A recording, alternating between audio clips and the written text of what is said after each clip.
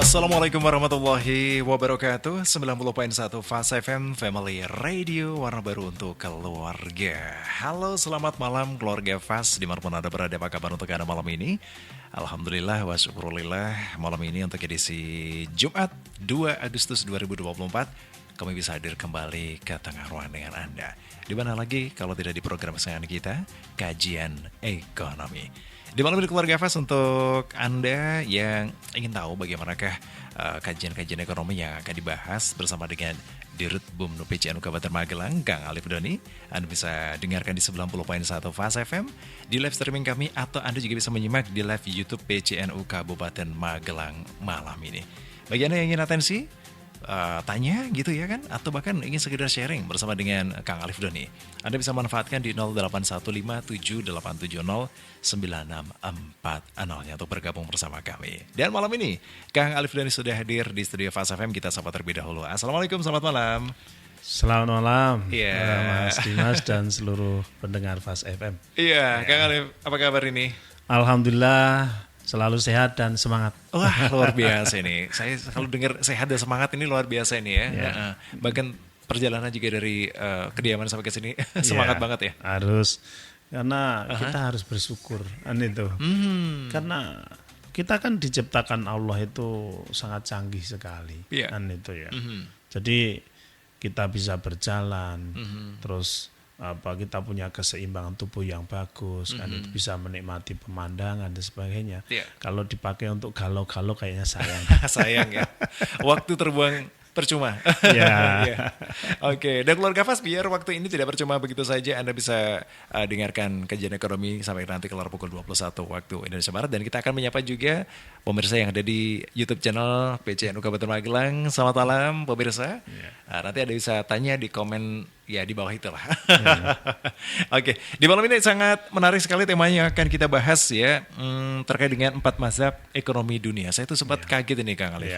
Ini saya yang kenal itu mazhab Hanafi, Hambali, Maliki. Ini ternyata juga ada ekonomi ada mazhabnya juga. Yang mana ya? Saya kira-kira yang mana gitu ya kan? Saya terus cross check gitu kan sama istri ini. Yang mana gitu mazhab kita? Nggak tahu ini. Yang jelas di malam ini keluarga Fast, terkait dengan kajian ekonomi didukung oleh BNU Syariah, Nugo Internasional, Numart, Klinik Pertama NU, dan juga Bagnu. Dan tentu kita bersama-sama bisa dengarkan kajian ekonomi, sehat jasmani, sehat rohani, dan sehat ekonomi. Nah, Kang Alif, kalau suami istri ini bercengkrama terkait dengan kajian ekonomi, ini pasti akan menimbulkan hal-hal yang baru. Iyalah. Pekan kemarin apa, sekarang, ini ada mazhabnya juga. Diawali dari mazhab yang mana dulu nih Kang Alif? Iya. Jadi pentingnya kita mengenal mazhab ekonomi itu sehingga kita ngerti masing-masing dari mazhab itu apa kelebihannya dan apa kekurangannya, kan itu. Karena mazhab ekonomi kan buah dari pemikiran-pemikiran manusia, kan gitu ya. Nah, kecuali mazhab ekonomi Islam. Ini kan ajaran Rasulullah yang tentu ini sumbernya dari wahyu, kan itu ya. Maka sebenarnya kalau kita belajar tentang mazhab ekonomi yang diajarkan oleh Kanjeng Nabi itu sudah pada abad ke-14 kan gitu ya. Itu mazhab ekonomi yang sangat tua kan itu ya, dibandingkan oleh mazhab ekonomi yang akan kita bahas ini. Tetapi kita akan bahas terkait dengan mazhab-mazhab yang lain ya, sehingga nanti di mazhab ekonomi Islam ini yang kan kita justru akan kita bahas di terakhir. Kan gitu. Ya, jadi kalau misalnya malam ini kok ternyata tidak selesai dalam 1 jam, ya enggak apa-apa. Gak apa-apa ya. Lanjut besok. Karena menarik sekali gitu ya.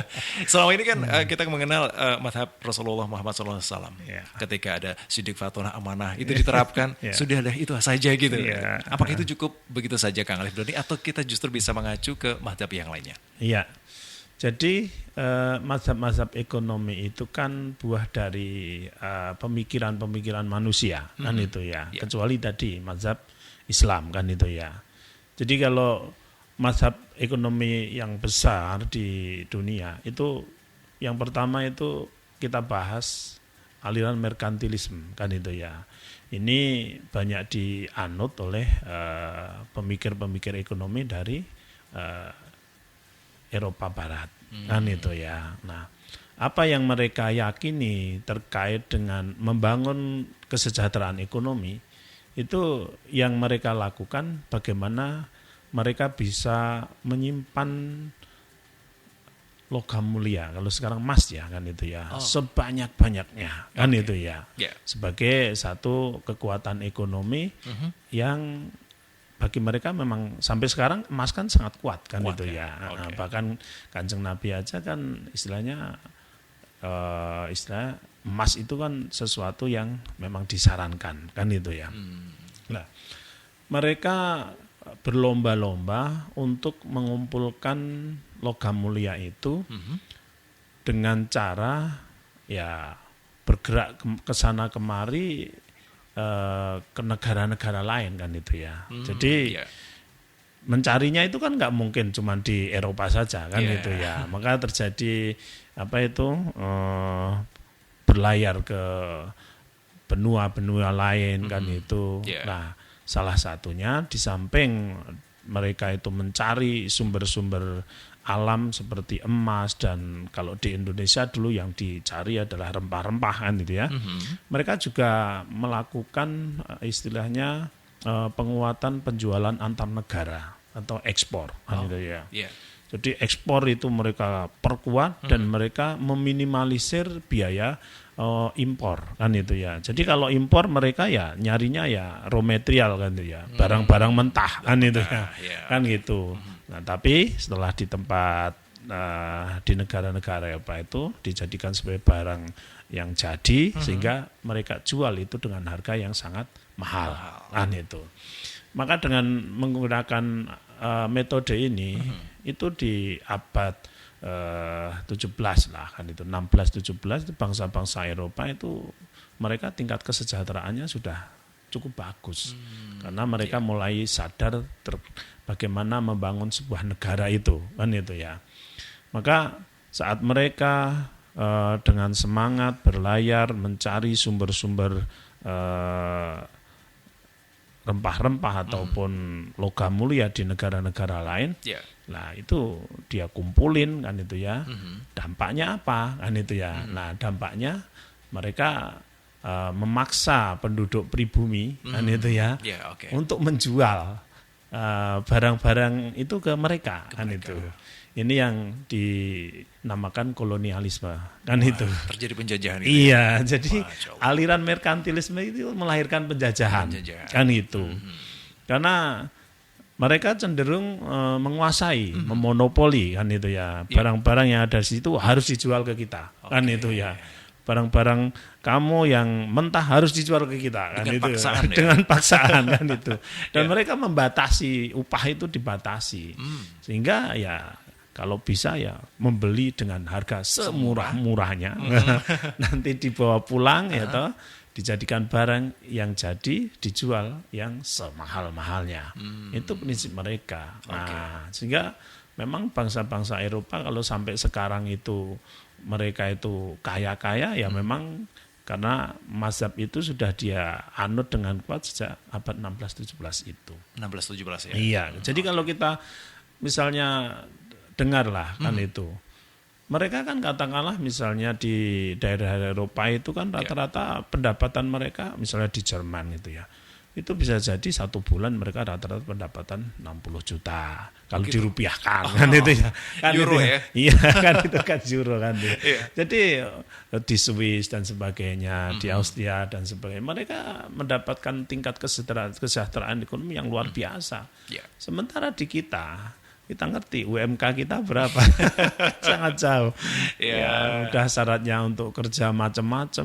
Katanya harus menguasai 4 elemen bumi, air, dan udara. Syaratnya macam-macam. Begitu sampai pada upah ya paling ya 2 juta kan itu, 3 juta kan gitu, dengan syarat yang macam-macam. Karena memang kita sudah lama istilahnya mendapatkan sisa-sisa dari ya mental block lagi lah mental kan itu kan itu kita sudah terbiasa. Orang kalau selama 300 tahun lebih dijajah itu kan mental blocknya udah sangat kuat sekali. Kuat, ya? Iya kan gitu, apalagi politik divide and impera itu kan kita itu kan diajari untuk iri hati kan gitu ya. Diadu domba kan itu. Ada tetangganya agak kaya dikit, wah itu ngingu tuyul. Gitu, pasti menang judi. Kan itu. Nah, kita itu sudah didoktrin dengan bahasa-bahasa yang sangat tidak mendidik seperti itu. Sehingga ya untuk maju itu kita agak beratnya karena kita kan saat ini apa-apa kan kalau jual kemana-mana kan masih raw material ya, masih barang-barang mentah. Bahkan katakanlah sekelas Freeport aja, dia baru mau bangun yang pengolahannya itu, ya baru-baru ini aja kan itu. Dulu itu kan ya namanya hasil tambang dari Freeport itu kan semua diangkut dalam posisi barang-barang yang mentah kan masih itu. Raw gitu ya. Iya, jadi begitu sampai sana jadi emas, jadi tembaga, jadi macam-macam. Itu kan mahal sekali nilainya. Sementara saat keluar dari Indonesia ya begitu murahnya. Murah sekali. Nah, ini jadi sudah terbiasa kita itu dididik untuk jual raw material, sehingga terkait dengan pengembangan sumber daya alam, teknologi dan sebagainya, ini kita sudah sangat terkungkung kan gitu. Dan di Eropa sudah menjadi mental block juga bagi mereka, karena mereka sudah terbiasa menangan gitu ya. Begitu kita mau naik kelas dikit aja, bagaimana dia berupaya keras agar jangan maju gitu loh ya. Iya, negara-negara yang kayak katalah Indonesia dengan penduduk lebih dari 200 juta ini kan pasar yang sangat potensial. Kan itu. Jadi mereka jualan apa saja mesti laku. Kan gitu. Dan orang kita kan sudah sangat familiar sekali di otak itu kalau barang impor mesti bagus, branded lagi. Iya kan gitu ya. Walaupun mahal kayak apa, tetap dibeli kan gitu ya. Sementara kita tidak sadar bahwa sebenarnya kita punya kemampuan untuk membuat produk-produk berkualitas. Hanya memang kita dan sistem lingkungan kita tidak mendukung tercapainya itu. Kan konyol sekali saat ada lebih dari 200 juta penduduk kita, mosok buat motor aja nggak bisa, kan gitu kan, kan tragis ya, kan gitu. Sementara misalnya Jepang mungkin dengan penduduk yang mungkin di sekitaran 50 juta, tapi ya motor ya bisa buat, mobil ya bisa buat, gadget, kan gitu, segala macam mereka bisa buat. Nah Indonesia itu pentil aja made in China. Kita konsumtif banget ya, kita biasa ya. Iya, memang kita di setting menjadi negara pasar sampai sekarang ini. Jadi tujuan pasar ini yang sangat sangat menggelisahkan kita kan itu. Kalau sumber daya alamnya kita semakin lama semakin habis, ya besok anak cucu kita itu mau dikasih apa kan itu. Karena kita tidak bisa meningkatkan dari raw material menjadi produk barang jadi yang bisa digunakan untuk kita sendiri kan itu. Jadi seandainya kita itu bisa membuat motor atau mobil gitu ya, terus diwajibkan penduduk kita pakai itu, wah mesti kaya sekali.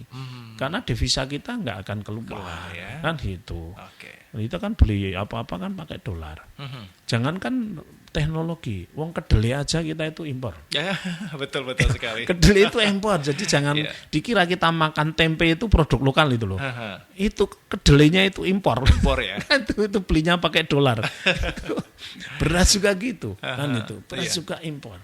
Kan gitu. Ini kan tragis sekali ya. Jadi memang paham merkantilisme itu walaupun sudah dianut dari abad ke-16 17 tapi dampaknya sampai sekarang itu ya masih. Tadi ya disampaikan Kang Alif, mental blocknya sudah terbentuk. Iya, sudah terbentuk baik di Eropa maupun di kita kan itu. Saya masih teringat waktu dulu Pak Dahlan Iskan waktu masih jadi menteri kan memiliki satu pemikiran hebat waktu menggagas lahirnya mobil listrik kan itu ya. Itu bersama Ricky Elson kan itu ya, yang waktu itu disuruh pulang dari Jepang padahal dia udah punya paten di sana, cukup mapan hanya karena pengen artinya memiliki jiwa nasionalisme yang bagus, pengen merancang mobil listrik produk dalam negeri. Waktu itu sudah jadi prototipenya kan itu ya. Tetapi kan bahwa ada komponen-komponen yang dia tidak bisa produksi sendiri kan itu, sehingga menggunakan produk dari merek lain kan. Nah itulah yang dimasalahin kan itu ya, sehingga ya dicari-cari kesalahannya dan sebagainya, dan memang sulit untuk nyari kesalahan Pak Dahlan Iskan itu.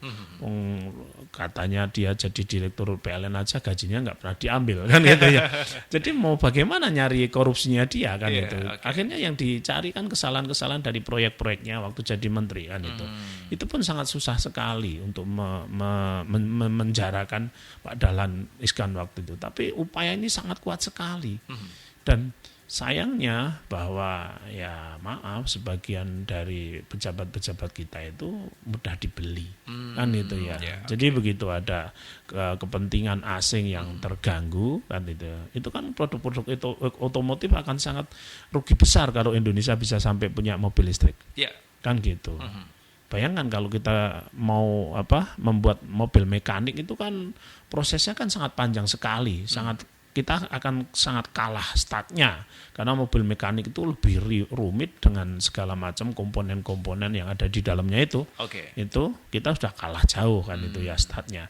Tapi kalau mobil listrik itu kan risetnya kan hampir bareng-bareng kan itu ya. Bahkan Tesla pun ya juga baru-baru kan itu ya. Jadi kalau waktu itu apa yang dipikirkan oleh Pak Dahlan Iskan bisa membuat mobil listrik itu bisa terwujud. Dan itu didukung dan dijadikan sebagai inkubasi negeri, kekayaan intelektual negeri dan didukung pemerintah dan itu diluncurkan sebagai produk dalam negeri. Wah, itu menghemat devisa yang luar biasa sekali kan itu ya. Sayangnya pemerintah pun kalah. Kan itu ya, pemerintah pun kalah dengan kepentingan-kepentingan ekonomi dari pihak asing kan gitu. Bahkan yang jadi ketahuan sampai saat ini kan Pak Jokowi kan pengen buat SMK kan. Sampai sekarang juga mana mobilnya. Kan gitu ya. Iya, katanya dulu produksinya bisa berapa ribu dan sebagainya. Sampai sekarang belum pernah kelihatan kan itu. Itu sekelas presiden aja nggak mampu. Kan itu ya. Betapa kuatnya cengkraman monopoli kan itu ya. Ya penjajahan ekonomi sampai sekarang itu dilakukan oleh orang-orang para pelaku ekonomi dari negara-negara barat dan Eropa sana terhadap negara-negara berkembang seperti Indonesia. Sekelas presiden aja nggak mampu untuk istilahnya menciptakan mobil nasional yang memang itu produk dari Indonesia gitu. Nah, ini. Ya. Ternyata menasionalisasikan produk-produk kita itu susah gimana ya? Itu tadi mohon maaf kadang mungkin pejabat atau aparat kita itu mudah dibeli kan itu ya. Ya nggak suudon tapi memang kita melihat lingkungan yang terjadi seperti itu. Kalau kita lihat di KPK itu kan yang tertangkap itu kan juga sudah mencerminkan kan itu ya. Ada aparatnya, ada pejabatnya, atau ada politisinya. Udah komplit lah pokoknya. Sudah semuanya kayaknya sudah masuk di di daftar KPK. Di daftar KPK semuanya. Oke. Kan gitu. Baik, Kang Alif Doni. Kalau kita berbicara terkait dengan mazhab merkantilisme ini tentu saya juga jadi teringat tadi bahwasanya kemarin juga saya ada informasi bahwasanya sekitar 57 ton emas dari Insinyur Soekarno dibawa ke Swiss gitu. Nah, ini gimana ini? Jadi itu kan Swiss itu kan termasuk negara Eropa ya. Nah, mereka kan menciptakan regulasi-regulasi khusus yang menjamin keamanan semua harta benda yang disimpan di negara itu. Kan itu. Jadi Swiss itu kan proteksinya kan kuat sekali kan itu terhadap kepemilikan itu kan itu ya. Sehingga ya, kalau misalnya benar itu ada harta emas segitu banyak di sana, kok sampai sekarang nggak bisa diambil kan betapa kuatnya dia itu memiliki regulasi undang-undang yang tidak bisa tersentuh oleh kekuatan yang bisa dikatakan kalau itu memang benar ya harusnya haknya orang Indonesia kan gitu kan nggak mungkin misalnya kok memang Pak Karno punya sekian ton emas itu kan ya saya yakin bukan milik beliau kan itu ini kan miliknya bangsa Indonesia kan itu karena emas itu kan identik dengan devisa kan gitu dan memang aliran merkantilisme itu memang menumpuk logam mulia seperti emas itu sebanyak mungkin untuk cadangan karena memang itu ya terkenal tidak kena inflasi kan itu betul. Sampai kapanpun harganya pasti akan stabil ya kan gitu. Makanya emas dijadikan mata uang seperti dinar dan dirham dari emas itu akan sulit mengalami inflasi. Karena apa? Karena nilai intrinsik dan nilai nominalnya itu sama. Sama. Bagaimana kita mau memalsu itu kalau nilai yang dibuat itu sama dengan nilai apa, dengan nilai nominalnya kan gitu. Ya. Okay. Tapi kalau kertas itu dikasih angka 100.000 sama angka 10.000 itu kan kertasnya sama. Mungkin harganya sama. Kan itu. Nilainya yang beda. Nilainya beda kan itu. Makanya akan jadi banyak dipalsu kan. Palsu ya begitu. Baik, terima kasih Kang Alif Doni. Ya. Tapi kalau ngomong nih soal tambang menambang tadi. Kira-kira Kang Doni menerima tawaran itu nggak? Jadi ini memang menjadi sebuah perdebatan kan gitu. Tapi apapun, karena kita berpikir tentang mazhab-mazhab ini pun kita berpikir tentang sisi negatifnya dan sisi positifnya kan itu kan selalu ada kan itu ya.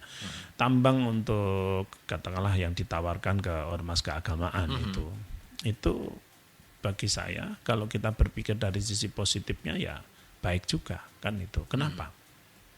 Karena kalau kita tidak terima, kalau kita tidak ambil, pasti diambil orang lain. Dan kalau diambil orang lain belum tentu itu buat kemaslahatan kan gitu. Tapi kalau kita misalnya berbicara tentang Nahdliyin kan ya, kok nerima itu? Kalau itu diambil sama Nahdliyin kan itu ya. Terus hasilnya ya mudah-mudahan ini untuk kemaslahatan umat. Harapannya ya. Ya harapannya seperti itu kan gitu ya. Walaupun kan isunya kan namanya tambang itu kan merusak lingkungan kan gitu ya. Tapi bahwa tambang yang sehat itu kan ada istilahnya reklamasi kan gitu. Jadi selalu ada cara bagaimana kita bersikap bijak kepada lingkungan kan itu. Lah permasalahannya di kita itu yaitu tadi sudah lewat jadi mental block. Kalau namanya tambang itu disuruh reklamasi itu nggak pada mau kan gitu. Maunya ngambilnya doang. Terus ya. Ngambilnya doang kan itu ya. Tapi begitu sudah yang diambil itu sudah habis itu ya udah ditinggalin itu aja kan itu. Nah, ini kan sebenarnya manajemen tambang ini sebenarnya yang harus dikuatin kan itu, bahwa setiap kali dilakukan sebuah penambangan maka diwajibkan untuk melakukan reklamasi terhadap lingkungan itu.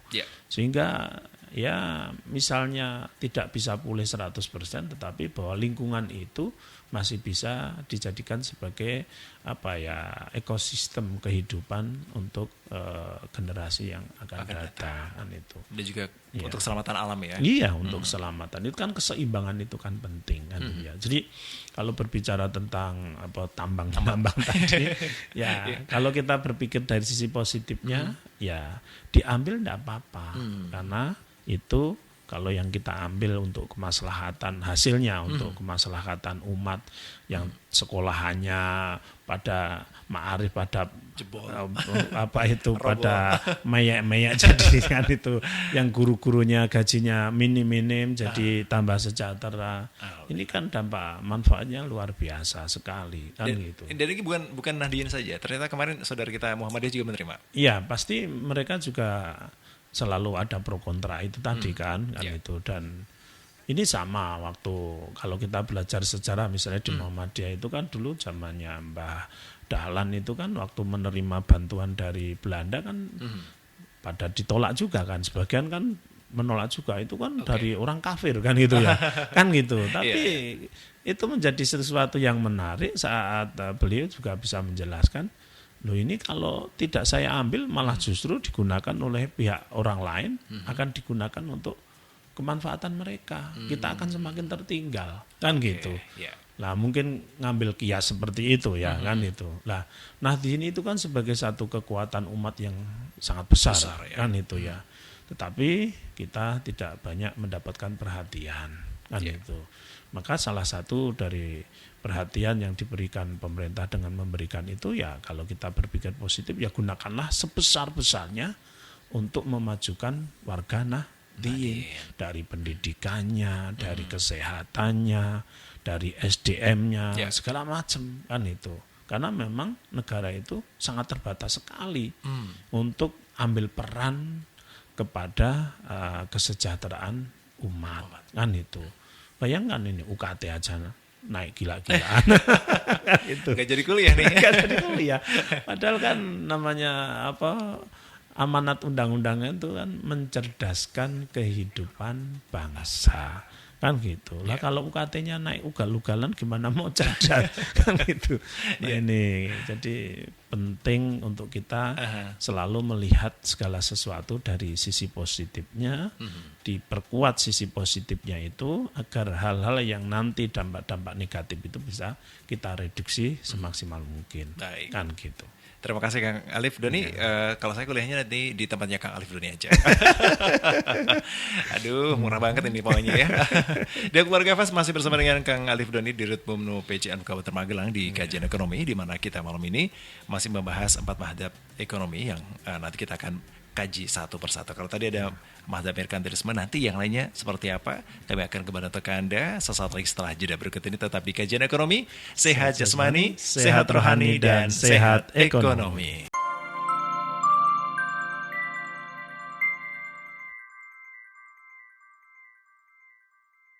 Saya Dimas Saputra tidak sendiri, masih bersama dengan Dirut Bumnu PCN Kabupaten Magelang, Kang Alif Doni di kajian ekonomi, sehat jasmani, sehat rohani, dan sehat ekonomi. Selamat malam keluarga Fas, yang mengucapkan untuk Anda yang baru saja bergabung di 90.1 Fas FM. Semoga di malam ini bisa Anda menerima beberapa materi yang disampaikan oleh Kang Alif Doni terkait dengan beberapa mazhab ekonomi. Nah, kalau tadi ada satu yang sudah sempat beliau singgung, dan ini ternyata menyeret kita di 350 abad yang lalu. 350 tahun. Tahun gitu, atau 3,5 abad. Ya, betul. ini membuat kita jadi tercengang gitu. Ternyata ada mental block yang selama ini, ya mungkin negatifnya aja masih ada. Tetapi positifnya, ayo dong bersama-sama kita kejar gitu. Iya, betul. Berikutnya apa lagi nih Kang Alif? Ya. Berikutnya kita bahas terkait mazhab ekonomi yang kedua, yaitu kapitalisme, kan itu ya. Nah, ini merupakan koreksi dari merkantilisme, kan itu ya. Jadi merkantilis itu menggunakan segala daya, terutama negara dilibatkan, kan itu ya. Bagaimana bisa menguasai sumber-sumber kekayaan negara lain, termasuk menginvasi, menjadikan koloni dan sebagainya. Itu maka pemikiran terkait liberalisme itu ekonomi kapitalis ya. Ekonomi kapitalis itu justru menguatkan kebebasan pasar, kan itu. Jadi memisahkan antara negara dengan individu, kan itu. Kalau tadi merkantilis justru melibatkan negara, kan itu ya, kan itu. Kalau yang kapitalis ini justru memisahkan antara negara dengan individu. Di situ, di pemikiran Adam Smith itu dengan teori The Nation of Wealth, kan itu, bagaimana strategi untuk memakmurkan sebuah negeri, kan gitu ya. Itu pemikiran Adam Smith itu menyampaikan bahwa negara itu cukup menjadi wasit, kan itu ya. Untuk ekonomi diserahkan kepada pasar, kan itu ya. Jadi biarkan pasar itu bertarung secara bebas, kan itu. Negara melindungi kepemilikan individu, harta individu ini diakui dan dilindungi sangat kuat oleh negara, kan itu. Sehingga yang terjadi di ekonomi kapitalisme itu individu-individunya yang kuat, kan itu ya. Jadi saat individu itu dia memang cerdas, memang cekatan, bisnisnya pinter, lah dia akan mampu membangun kecepatan kekayaannya ya dengan sangat luar biasa. Kan gitu. Dan itu mau kaya sekaya-kaya apa enggak masalah, dan itu dilindungi oleh negara, kan gitu ya. Nah, karena teori kapitalisme itu yang digagas oleh Adam Smith itu meyakini bahwa pasar itu akan terbentuk polanya secara alami, kan gitu, yang dikenal dengan istilah invisible hand, kan itu ya. Jadi sebuah campur tangan yang tidak terlihat, kan itu ya. Jadi kalau misalnya saya dan Mas Dimas itu bersaing, kan itu ya. Lah, aku jual produk saya itu harganya katakanlah 1 juta, kan itu. Nah, Mas Dimas itu mau jual harga 500.000 itu juga enggak masalah. Masalah Kan gitu itu ya, kan itu ya. Kenapa? Ya karena nanti saat misalnya 1 juta itu karena apa? Ya. 500.000 itu karena apa? Kan mesti ada Faktornya ya. Kualifikasi yang ada di situ. Sehingga saat salah satu pihak ini terjual dengan sangat luar biasa kan itu. Ya. Itu nanti juga pasar itu akan mengimbangi juga kan itu. Karena segmentasinya tentu tidak 1 juta semua. Oke. Pasti ada orang yang pilih harga 500.000 dengan mungkin sedikit kekurangan ini itu kan itu ya. Iya. Kan gitu ya. Nah, cuman kadang di ekonomi kapitalisme itu terjadi satu gontok-gontokan yang luar biasa. Kan gitu. Yeah. Maka kan siapa yang kuat dia itu yang akan menguasai kan itu ya. Yeah. Jadi di kapitalisme itu dampak negatifnya salah satunya itu. Oke. Kalau dia itu mau nginjek-injek yang di bawah itu juga bisa. Suka-suka aja kan itu. Yang penting jangan merampas hak miliknya. Itu aja kan itu ya. Itu yang dilindungi negara. Iya, karena kalau merampas hak miliknya itu ya jelas itu musuhnya sama negara. Kan gitu ya. Tapi dengan strategi marketing, dengan apapun yang dia lakukan agar pesaingnya itu mati bahasanya gitu. Itu enggak masalah. Kan gitu ya. Maka ada kesenjangan berarti di sana. Iya, nah itu. Jadi salah satu dampak dari kapitalisme itu adalah kesenjangan yang luar biasa. Itu. Makanya kalau di Amerika itu yang satu hartanya sekian ribu triliun, yang satu gelandang. Tetangganya gelandang. Kontra banget gitu ya. Kontra banget kan gitu ya. Tapi pribadi-pribadinya menjadi pribadi-pribadi petarung gitu ya. Karena apa? Ibarat ya makanya kan kalau tanding istilahnya olahraga yang terkenal kan MMA gitu ya. Ya betul. Iya kan di sana kan gitu ya. Jadi mau tarung pakai sikut juga boleh, mau pukul juga boleh kan itu ya. Yang penting jangan membunuh kan. Jangan sampai mati gitu ya. Jangan sampai mati karena sekarat boleh. kan ada wasitnya kan gitu ya. Ya. Kan gitu. Jadi mereka bisa menggunakan segala macam jurus dipakai untuk istilahnya mengalahkan lawan kan itu. Maka mereka menjadi petarung-petarung yang hebat gitu. Maka kalau musuh dengan orang Indonesia yang nuwun sewu gitu ya, rapenaan gitu, suka nggak enakan, dikit-dikit nggak enakan ya udah dilibas kita. Kan gitu. Iya, mesti diinjak-injak. Apa yang kita bisa lihat di halaman kita bahwa KFC McD itu sebenarnya kan orang Amerika jualan ayam goreng di Indonesia kan gitu. Dan jualannya di mal-mal kan itu ya. Kalau kita kan di perempatan itu gang sempit. Padahal ayam kita digerobakkan kan itu. Ini kan ironis banget kan gitu ya. Kan itu. Dan itu anehnya yang beli paling fanatik justru siapa? Orang-orang kita kan itu. Karena kalau beli KFC atau McD itu pasti dia posting. Kan itu. Ada privilege yang gimana gitu ya. Ya mungkin karena 1 bulan sekali atau 1 tahun sekali. Tapi disitulah kita itu menjadi teracuni. Gitu ya. Ini kan juga dampak-dampak dari kolonialisme yang penjajahan era merkantilisme itu kan itu. Antara ningrat dengan rakyat itu memang dipisah sangat kesenjangannya jelas. Sangat jelas itu. Kalau di Amerika kan sebenarnya kan enggak, di Eropa kan enggak itu ya. Begitu. Iya, kalau mereka biasanya kan ketemu sama atasan, ya kan kayak teman aja. Kan gitu. Mereka itu melihat dari sisi prestasinya. Betul. Kan gitu. Bahkan mereka itu jarang sekali mencantumkan gelar-gelar itu. Kan gitu. Di perusahaan itu namanya dia tanda tangan apa kan pejabat itu kan. Kalau misalnya ada itu di PBB itu itu sekjen PBB. Kan enggak mencantumkan profesor, doktor. Nama saja ya. Ya nama aja kan gitu. Kalau kita itu gelar itu kan menjadi sesuatu yang sangat sakral sekali. Prestasi ya. Orang ditulis saja besok nggak ditanya.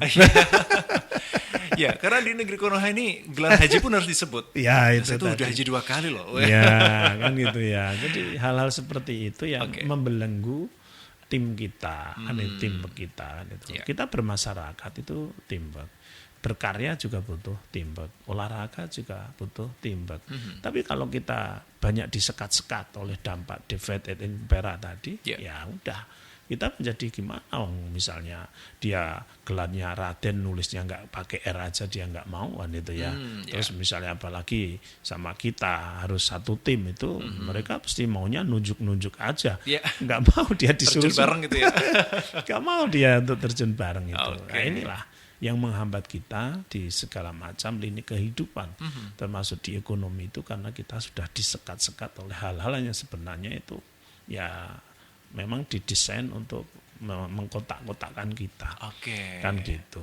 Tapi di mazhab ini sebenarnya ada satu inspirasi yang terkenal dari Rhoma Irama, yang kaya makin kaya, yang miskin makin miskin gitu ya.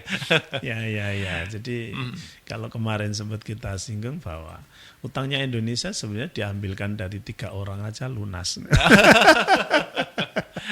Kan itu diambilkan dari kekayaan 3 orang dari kaum itu kapitalis itu sudah selesai kan ya. Itu. Nah itu kan mencerminkan ketimpangan yang luar biasa.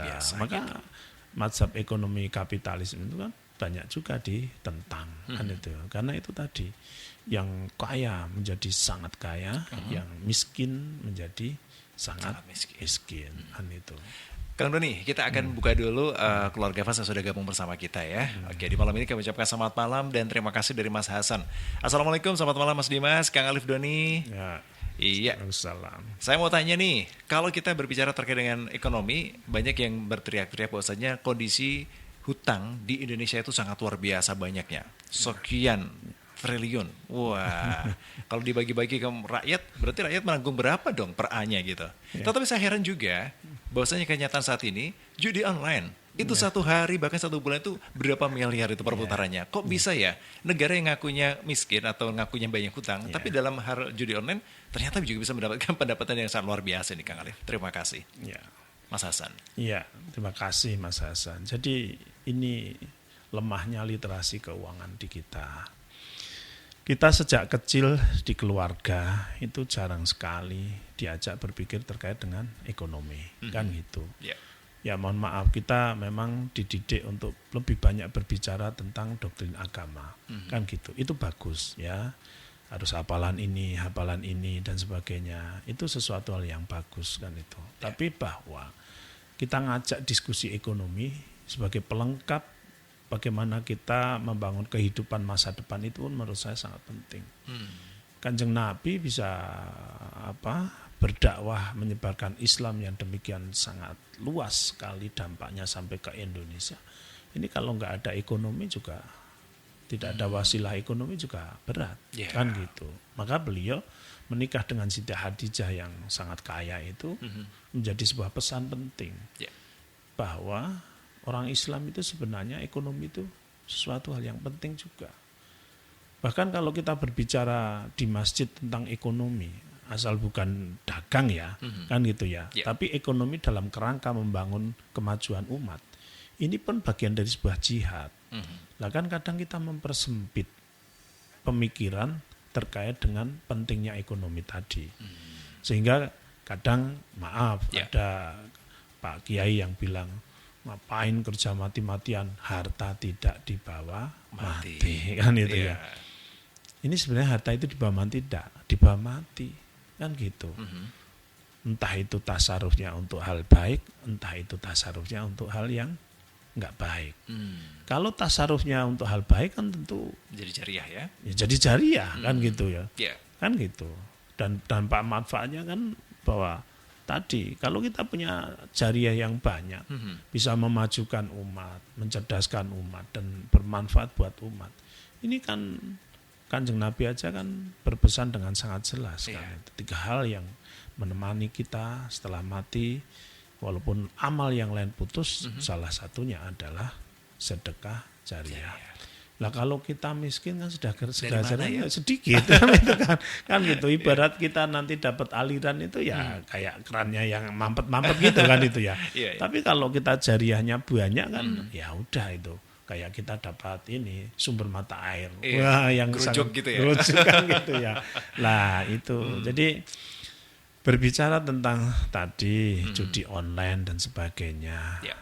Maka nanti akan kita bahas terkait apa bedanya dengan ekonomi Islam. Salah satunya di Islam itu ada sebenarnya halal, haram, kan gitu. Yeah. Kalau di mazhab ekonomi merkantilis, di mazhab ekonomi kapitalis, kan nggak kenal halal haram, kan gitu. Sikat aja kan gitu ya. Mau kaya dari judi juga dilindungi negara, mau kaya jadi dari prostitusi juga dilindungi oleh negara, kan gitu. Tapi kalau Islam kan nggak seperti itu.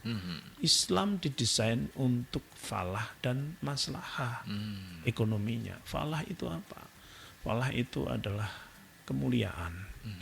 Jadi ekonomi itu harus membangun kemuliaan manusia.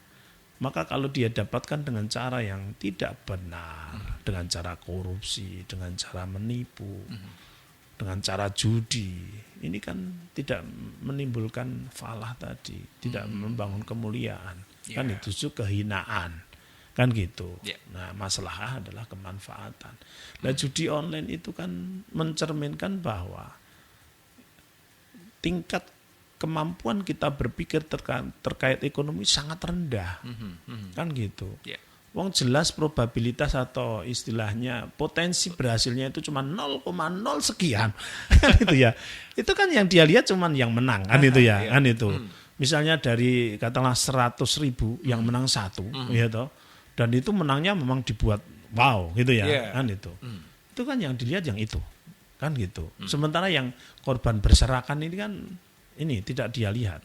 Ini kan mencerminkan bahwa memang kecerdasan kita dalam melihat dan belajar tentang ekonomi kan sangat rendah, kan gitu. Maka sekali lagi penting kita itu belajar ekonomi agar bisa membedakan mana judi, mana bisnis, kan gitu. Kemarin kita belajar ya, bedanya judi dengan bisnis itu apa. Kalau penjudi itu 50-50 diambil, jangankan 50-50, 0,1, 0,5 peluang berhasilnya aja dia sikat, kan itu ya. Itu bagi judi ya padahal. Kalau judi kan, tapi kalau bisnis kan harusnya punya keyakinan ya minimal 80% ini untung. Benar-benar dikurasi. Iya, benar-benar dianalisis, observasi data dan sebagainya. Ini aku eksekusi karena aku yakin ini tingkat keberhasilannya di atas 80%. Ini namanya orang ngerti ekonomi, kan gitu. Orang ngerti bisnis. Tapi kalau orang nggak ngerti ekonomi, orang nggak ngerti bisnis, ya itu tadi main sikat aja, kan itu. Begitu tetangganya menang judi, nah kita langsung kepingin, nah kan gitu ya. Padahal itu judi itu kan settingan. Kalau kita dengar dari banyak narasumber yang bercerita tentang playmaker judi kan sebenarnya menang itu kan di setting kan gitu. Bandar nggak mungkin kalah kan gitu ya. Berbicara tentang negara, itu kan jadi judul itu kan korbannya kan individu. Ya itu tadi, negara kita memang ya sebenarnya kalau rasio utang kita itu memang sebenarnya ya kalau dibandingkan negara-negara kayak Jepang, kayak Amerika itu sebenarnya masih tinggi mereka sih. Masih tinggi mereka sebenarnya. Cuma mereka itu memiliki satu sistem tata kelola yang lebih kuat, kan itu ya. Kalau kita itu kan misalnya gini, analoginya gini. Saya punya utang dan saya ngangsur setiap bulan misalnya 10 juta, misalnya gitu. Terus misalnya Mas Dimas punya utang setiap bulan ngangsurnya 1 juta, kan itu. Ini kalau kita lihat begitu saja, kan kelihatannya itu kan besarnya yang berat kan saya, kan gitu. Tapi kalau misalnya PDB-nya atau misalnya saya punya pendapatan 1 bulan 20 juta, kalau saya ngangsur 10 juta kan sudah di atas angin dong. Enteng. Maaf misalnya Mas Dimas ngangsurnya 1 juta tapi ternyata pendapatannya 1.500.000 kan berat juga. Dan kayaknya mustahil banget ya. Segala lunas maksudnya. Ini hanya umpamaan. Betul. Mudah-mudahan Mas Dimas punya utang 1 juta tapi pendapatannya 20 juta. Amin. Nah, Indonesia itu kan kita memang kalau dibagi itu menggelisahkan ya. Betul, kalau itu. dibagi ya. Ya. Oke, cuman Tapi sebenarnya kalau sumber daya alam kita itu dikelola dengan sangat bijak, wah itu masih sangat enteng, gitu. Sekali lagi dikelola dengan bijak. Yeah. Nah kita kan pernah dengar itu kalau kelasnya Pak Mahfud MD yang pernah jadi Menko Polhukam waktu itu berbicara bahwa kalau tambang di Indonesia ini dikelola dengan benar, tidak dikorupsi, itu bukannya kita bingung, malah setiap orang akan mendapatkan setiap bulan sekian puluh juta, itu ya. Jika dikelola dengan benar ya. Dikelola dengan itu baru dari tambang. Dari tambang. Lah sumber daya alam kita nggak cuma tambang, kan itu. Yeah. Yang namanya uranium itu kan mahalnya minta ampun, kan gitu Nikel ya. juga. Iya. Cuman ya itu tadi, begitu dengar tambang itu yang mencuat korupsinya 270 triliun. Aduh, jadi kita kan capek gitu ya. Iya. Kita menjadi capek karena itu yang terungkap kan tidak semuanya. Betul. Kan gitu. Yang terungkap itu hanya pas kebetulan nggak beruntung saja. Kan itu jadi ketahuan. Yang nggak ketahuan itu kan sangat banyak sekali. Banyak ya. Saya ke Kalimantan itu dulu, itu di Sungai Mahakam itu. Yang ditarik tongkang itu adalah kayu gede-gede dan berjajar hampir memenuhi sungai. Kan itu. Begitu kayunya habis, yang berikutnya yang dikeruk adalah batu bara. Kan gitu, pakai tongkang berjajar-jajar gitu. Saya tanya sama penduduk lokal, kalian dapat apa benefitnya atau profitnya dari tambang ini kan itu? Ya rata-rata kehidupan mereka biasa-biasa saja, tapi lingkungan sudah dirusak sedemikian dahsyat. Dan mereka tidak berdaya. Karena apa?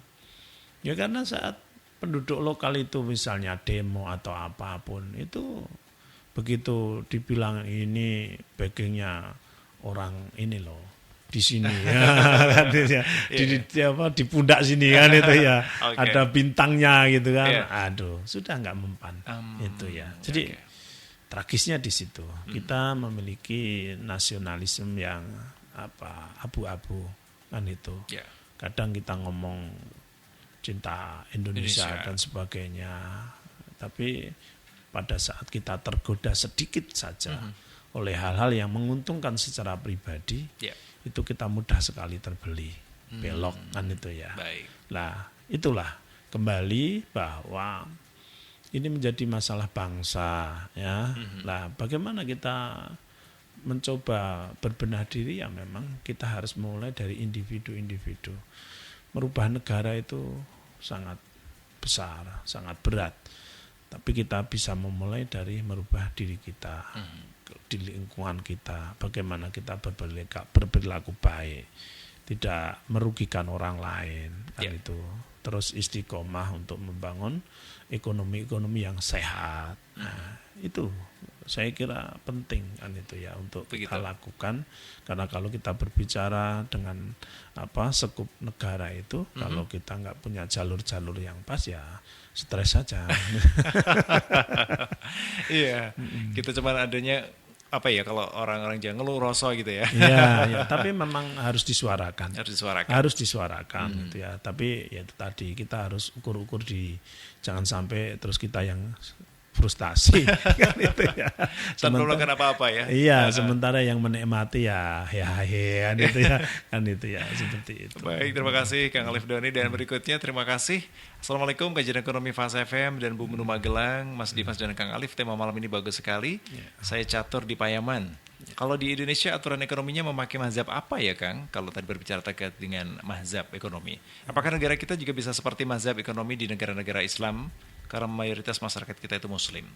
Terima kasih. Jadi Indonesia itu mazhabnya kan jadi campur aduk gitu ya. Iya kan gitu. Yang namanya ekonomi kerakyatan. Terus Bung Hatta waktu itu mendeklar bahwa suku guru ekonomi kita adalah koperasi dan sebagainya. Tapi koperasi di kita itu juga tidak mendapatkan satu ruang yang baik untuk istilahnya membangun kesuksesan besar, kan gitu ya. Jadi di Jepang itu pun sebenarnya yang besar itu koperasi pertanian itu ya. Iya, itu ada koperasi yang besar itu.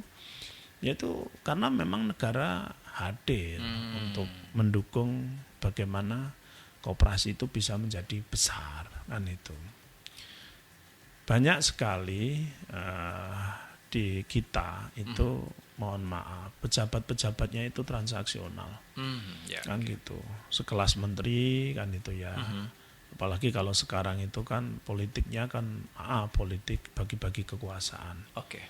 Jadi kalau politik sudah bagi-bagi kekuasaan itu yang dibangun sudah bukan idealisme, tapi kepentingan sektoral, kan gitu. Bagaimana agar partainya eksis, kan itu ya, agar besok pemilu menang, kan paling enggak saya ada jabatan lagi, kan itu.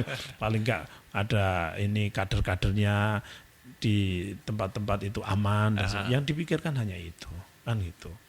Maka sangat ironis sekali saat negara kita yang negara katanya agraris gitu ya, negara pertanian gitu, kok jagungnya impor, delenya impor, berasnya impor, dan ini pejabatnya nggak malu, kan itu.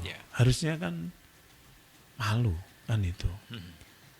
Kita itu kalau Kus Plus dibilang itu kayu batu jadi tanaman. Jadi tanaman, kan itu ya, kan itu. Tapi kenapa kita sampai tidak bisa swadaya, kan gitu. Ini kan ironis sekali. Mereka berpikir sangat pragmatis ya. Jadi pejabat-pejabat itu kan kalau misalnya ya, bagaimana membangun swadaya, entah itu pangan, terutama pangan ya, itu kalau misalnya terdesak sedikit itu ya sudah jurusnya impor, kan gitu. Impor itu kan pemikiran yang sangat enak sekali kan itu ya. Bahasanya kalau lulusan SD, lulusan TK, kalau dikasih kesempatan ya milihnya yang enak-enak saja, kan gitu. Kalau misalnya dikasih otoritas kan gitu, kamu harus didik petani ini agar bagaimana dia bisa panen dalam 1 tahun 4 kali, dan hasil panennya setiap panen bisa berlipat 4 kali lipat. Kan ada BRIN, ada badan riset dan sebagainya. Bagaimana menciptakan ini produk pangan yang unggul dan sebagainya. Ini kan semua sebenarnya alat negara itu kan sebenarnya komplit. Tapi kan tidak terjadi satu kerjasama komunikasi yang baik, sehingga petani itu nanam padi dari dulu sampai sekarang ya gitu aja, kan gitu ya. Barang tinggi karena dibeli rendah. Ya kan gitu. Jadi kalau di Jepang itu petani itu satu keluarga bisa ngelola sampai 10 sampai 20 hektar. Itu satu keluarga. Ya. Itu karena apa? Karena didukung dengan teknologi. Kan gitu. Bahkan nanam padi itu kan pakai mesin, kan gitu. Disupport betul ya Pak ya? Support banget. Kan apa gitu. kita harus nunggu food estate Pak? Nah kalau kita satu keluarga dikasih jangankan 10 hektar ya, dikasih 1 hektar aja itu boyoknya pedot. Karena nanamnya masih manual. Kan, nanamnya masih manual gitu. Bayangkan nanam 1 hektar itu besok sudah nggak bisa berdiri lagi. Karena punggungnya udah bengkok. Ya, betul ya. Nah ini kan tragis ya. Tragis kan ya. Itu ya. Begitu. Itu kan menurut saya kan teknologi pertanian itu ya nggak berat-berat amat, nggak tinggi-tinggi amat teknologinya kan gitu ya. Tapi kenapa kita nggak bisa menghadirkan itu untuk mendukung petani kita agar mereka bisa memiliki produktivitas yang tinggi kan itu. Nah di situ. Maka kita pakai mazhab apa itu, ini campur aduk kan itu ya, campur aduk kan itu. Karena lah ini kan yang repot itu kan sebenarnya kalau merkantilisme itu kan menggunakan kekuatan negara juga untuk istilahnya menguasai negara lain agar menjadi koloninya kan itu. Kalau kapitalis kan jelas itu negara nggak boleh hadir kan itu, campur tangan nggak boleh, pasar diserahkan kepada individu-individu. Nah di Indonesia itu ya pakai kekuatan negara untuk tujuan kapitalis kan jadi begitu jadi pejabat itu ya menggunakan jabatannya dan sebagainya ya untuk menguasai itu kan itu kekuasaan wewenang juga. Jadi nanti gajinya jadi double kan itu ya. Iya, betul. Ya jadi pegawai negeri tapi jadi pebisnis. Ini kan pebisnis, jadi repot kan. Uh-huh. Nah, ini yang lagi agak rame juga ini kalau TNI diizinkan untuk berbisnis ini juga repot lagi kan itu. Karena dia kan pakai bedil gitu ya. Lagi kan gitu. Kalau misalnya kok bisnis kok nggak kebenaran itu kan ya karena dia pegang bedil sementara rakyat nggak punya bedil lah gitu. Ada pressure itu. Kan pastilah kan itu. Okay. Jadi ini harus sebenarnya ada pemisahan-pemisahan yang jelas.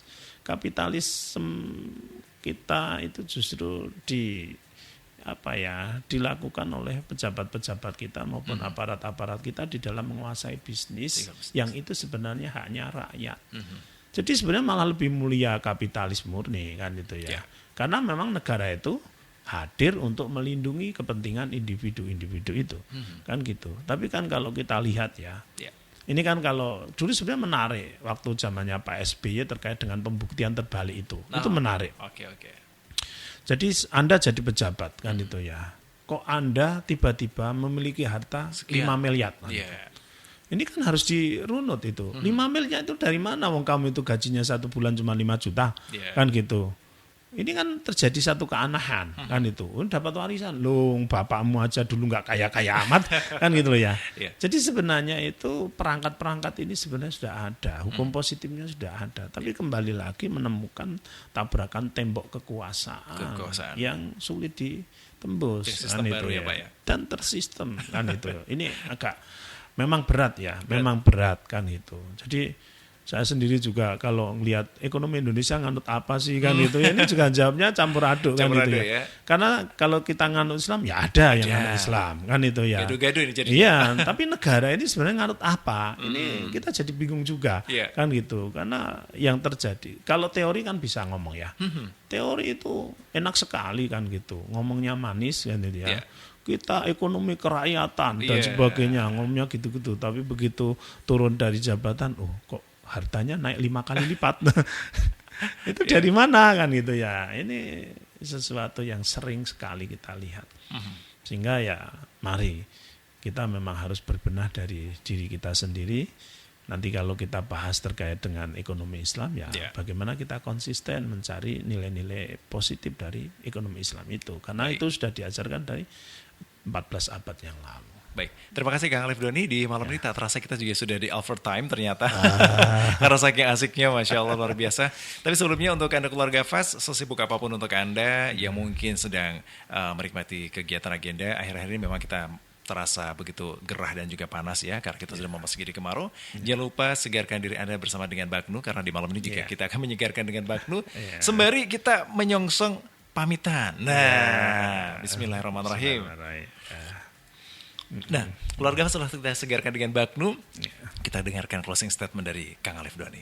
Ya, pendengar Fast FM yang saya cintai, kita mulai segala sesuatu dari diri kita, termasuk saat ini di PCNU Kabupaten Magelang sedang giat untuk menyadarkan pentingnya kita membangun ekonomi komunitas. Maka lahirnya ekonomi komunitas ini bagian dari sebuah perilaku jawaban kita terhadap kegelisahan bahwa sebenarnya kita itu menganut ekonomi apa, kan gitu. Jadi saat kita memiliki aset-aset keumatan yang saat ini sudah dimiliki di PCNU Kabupaten Magelang, ada Bank NU, ada Nugo, ada Bagnu, ada Klinik Pratama, ada Numat dan semua kita dedikasikan untuk kemaslahatan umat, kemaslahatan masyarakat. Maka mari dukung itu sebagai bentuk terkecil dari peran kita untuk membangun ekonomi yang berbasis membangun kemaslahatan umat. Terima kasih. Baik, terima kasih Kang Alif Doni. Terima kasih juga untuk rekan-rekan dari PCNU Kabupaten Magelang yang telah mensupport acara pada malam ini, dan sekaligus untuk keluarga Fast dimanapun Anda berada. Mohon maaf untuk beberapa pertanyaan kami akan save, kami akan simpan karena di malam ini memang belum selesai, Kang. Belum selesai. Ya, kita masih ada beberapa yang akan kita kaji. Simak di Jumat yang akan datang. Semoga kita senantiasa diberikan kesehatan lahir dan batin. Amin. Saya Dimas Saputra bersama Kang Alif Doni untuk pamit undur diri. Sampai ketemu di kajian ekonomi yang akan datang. Sehat jasmani, sehat rohani, dan sehat ekonomi. Assalamualaikum warahmatullahi wabarakatuh. Waalaikumsalam warahmatullahi wabarakatuh.